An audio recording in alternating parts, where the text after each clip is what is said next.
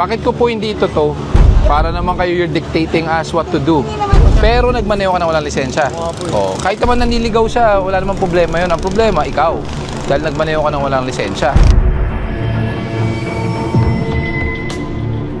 Hi everyone! Karaniwan po sa ating mga motorista ay nagpapark na lang ng sasakyan sa mismong bangketa. Dahil doon ay napipilitan ng mga tao na maglakad sa kalsada. Sa video na ito ay panoorin natin ang pag-aalis ni Sir Gabriel Go at MMDA sa mga sasakyan na nakahambalang sa bangketa. Panoorin natin ang video na ito. Yun po ay 12:45 ng tanghali. So nandito naman po tayo sa Network Drive. So pabalik na po tayo ng base. Tapos na po tayo sa first part ng clearing operation natin sa Mandaluyong. So ngayon po nandito naman tayo sa Quezon City. This part of Mabuhay Lane actually, may naka-indicate po dyan no parking on both sides. So it has been a constant complaint na nagkakaroon nga po ng both side parking, then minsan to the point na meron pa pong double at triple parking. So best effort ayusin po natin ito para maging maayos yung dadaanan ng mga sasakyan. Ito pong ginang ay nakapark sa no parking sign, pero siya pa ang tila nag-uutos na wag ito ang kanyang sasakyan. Max, wala ka mang video? Wala kang video? Okay.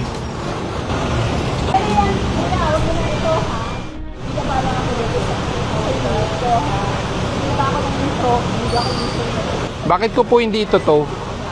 Baka naman po pwede, sandali lang po kasi may binabalang po ako. Ngayon lang actually ako nag-park dito. Pero sa susunod, wag pong ganun. Pasensya na po yan. Para naman kayo you're dictating us what to do. Hindi naman po, pero pasensya na po. Kasi hindi ko po alam Do you have your license? At sandali lang po, kunin ko sa taas. Ilang oras na yan? Ilang minuto na? Magpa 5 minutes. O, takboy mo yung lisensya. Sandali kunin ko lang Sorry Sorry sir Sandali lang, kunin ko. Expired naman. Kung umabot. 5 minutes na. Kaya nga, kung umabot. Kaya sabi ko siya, tuloy niyo yung video. Pag umabot siya sa 5 minutes, edi sige. Pag hindi, edi wala. Ma'am, pasamahin niyo na lang. Max. Ay na, kausapin ko. Kausapin ko po kayo. Eh, baka maano yan. Sama na lang po kayo kasi Kuya, may deadline ho ako. pasensya na po. Look at the other people. Ito marinig. Ito po That's why I'm telling you next time, you don't shout from where you are connected. Ay, pasensya na. Kasi po, ito po, hindi, marinig po muna kayo. Narinig na po, hindi, narinig ng tao na taga saan po kayo. Ngayon, the driver of the owner of that car, bibitawan ko. Yun din po. So that's why pasensya na po, sumama na lang kayo. You'll be compromised po. Na lang, ida-drive ko na lang, huwag nyo namang hilahin. Hindi po pwede yung bawal po. Ay, naku, kuya, hindi ho ako marunong mag-drive.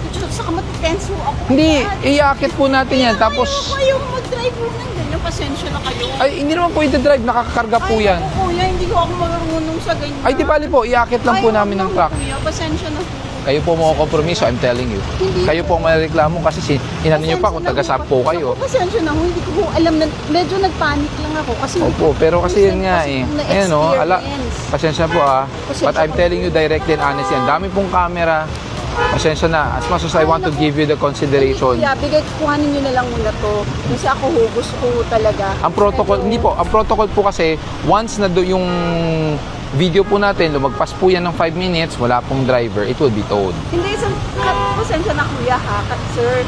Kasi po, actually first time ko nag-park, kasi nagbayad ako, wala hong Kanina pa po to, hindi na ganun ka-intim makina. Kasi nagbayad ako ng kuryente at saka ng tubig. Kasi Opo. tagal kong hindi Pero, karito. meron po nakalagay, ayan po, no parking on both sides.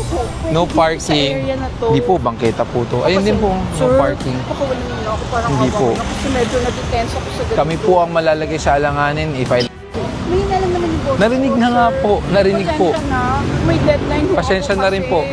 Medyo ano I hope you understand. Kahit gusto ko kayong pagbigyan, hindi ko na po kayo mapagbibigyan.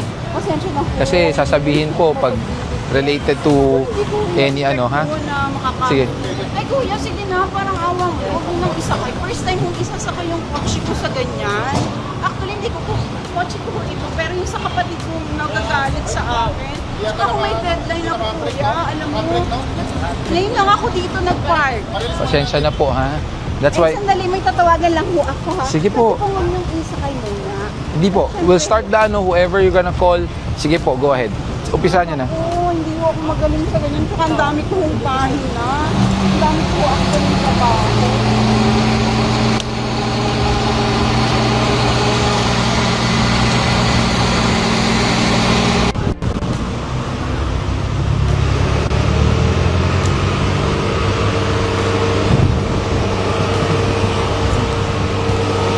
Isang sasakyan ang nasa ilalim ng no parking sign at lagpas-lagpas na siya sa 5 minutong konsiderasyon. Na lang po.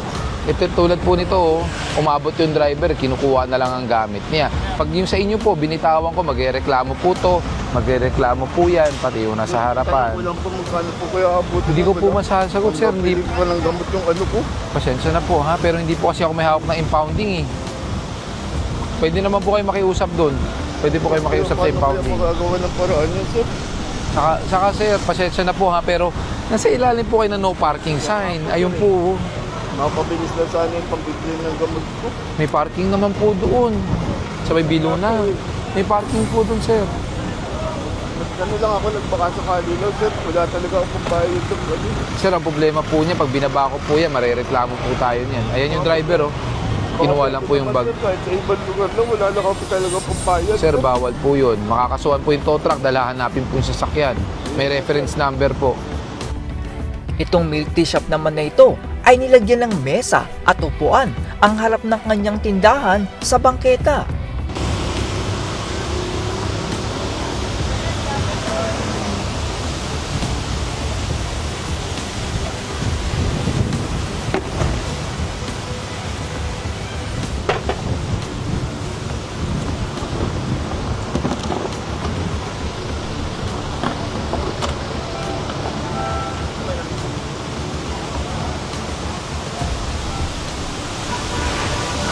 Lakas ng hangin, ah.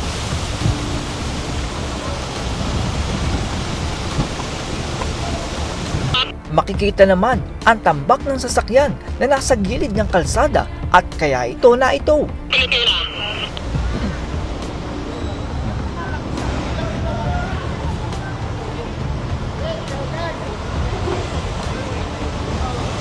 Nasaan yung iba? Hindi ka nagsama?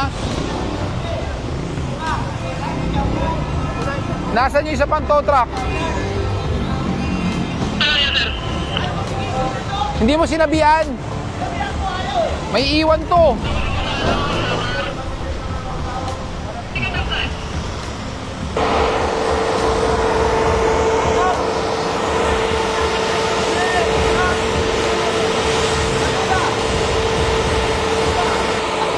Kaya tuloy ang daming kaaway sa taon eh.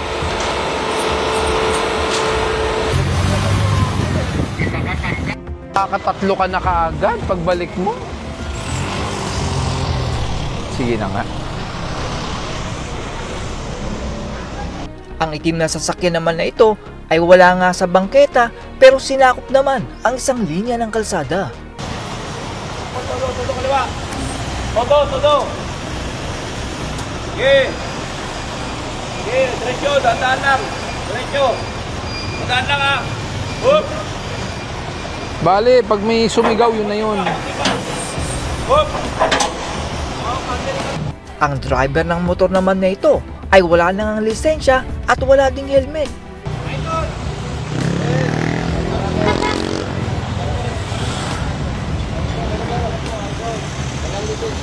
Ayan yung tow truck. Tow truck. Pakinggan lang po yung ano ko, kuya ko. Hindi po, ikaw po yung nagmaneho, hindi naman kuya mo. Sir, parang papangawas na sa akin dito. Papangakwas sa akin. Beres, kita mo na. Kita na lang, sir. Tatawagin yung kuya ko. Hindi, driving without license ka eh. Parang ako, sir. Wapal ito. Hindi, pang kalsada, pang publiko to, hindi pang private eh. Sa akin ng kuya ko. Bondok! Tow truck, isa. Sir, papangawas lang po sa akin ng kuya. Isang flatbed nga, isang flatbed. Isang ADB. Idol, pangawas ko lang po sa akin ng kuya ko. Car wash, nagmaneho ka naman ng walang lisensya. Naliligaw po kasi siya, sir. Pero nagmaneho ka ng walang lisensya. Oh, kahit naman naniligaw siya, wala namang problema yun. Ang problema, ikaw. Dahil nagmaneho ka ng walang lisensya. Plus, wala kang helmet. Pakikuha nga tong ADB, walang lisensya. Patawagin ko lang kuya ko, sir.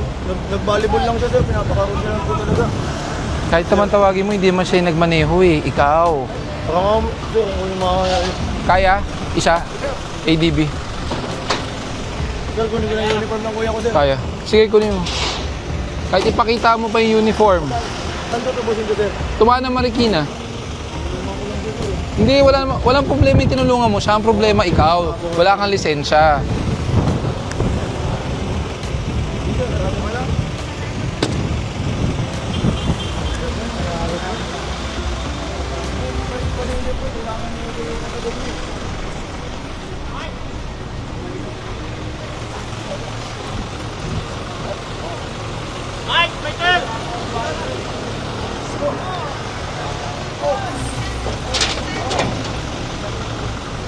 May mga motor naman na sa mismong no parking sign nakaparada.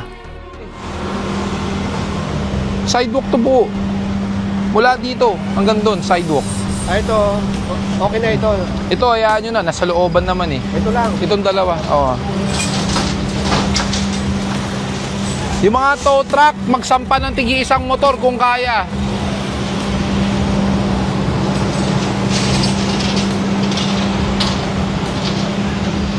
JCM! JCM! Kuha kayo ng motor ha, isa. Ang rider naman na ito ay ilang beses nang paikot-ikot nang walang helmet. Doon ka galing. Sabihin kanina ka pa umiikot ng walang helmet. Kasi nakatulog po ako. Bibili na sana ako siya. Bago ka bumili, nag-helmet ka muna sana. Dito lang na yung sa guide, sir. Kasi dito kasi ako trabaho, sir. Opo, kahit na. Dapat nag-helmet po kayo.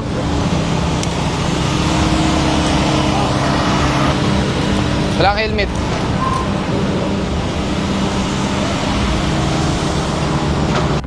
Itong silver na sasakyan naman ay kinuha ang isang linya ng kalsada. Yung isang flatbed na may kargang Mitsubishi Expander, kumuha nga kayo ng motor. Kanino yan? Yung Honda? Sa atin ba yan? Paunan nyo na yan, nakausli. Sabay mo na. Napakaganda ng ginagawang pag-alis ni Sir Gabriel Go at MMDA sa mga sasakyan na nakapark lang sa kalsada. Dahil sa trabahong ginagawa nila ay nagiging maluwag ang daloy ng mga sasakyan at mabilis na nakakarating ang ating mga kababayan sa kanilang pupuntahan.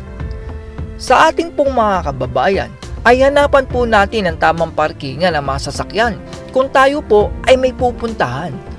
Naiintindihan ko naman na kaya minsan ay nagpapark sa kalsada ang iba ay upang mabilis lang silang makabalik sa sasakyan.